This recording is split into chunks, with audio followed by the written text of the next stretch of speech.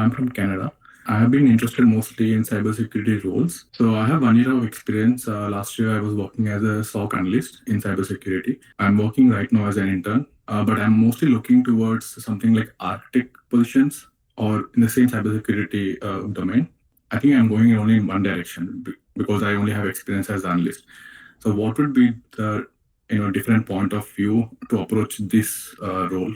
So directly from SOC analyst, you can't transition into a security architect. SOC analyst is the Okay, yeah. basic role in security.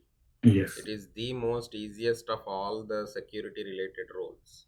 From SOC analyst, you can go into a very generic security analyst, which covers like SOC included, and then IAM is included, PAM is included, vulnerability assessments included, basic cloud security is included, and you can go on basic forensic detection, and Mhm. also like malware analysis, etc., etc. So which covers a very generic security analyst kind of a role.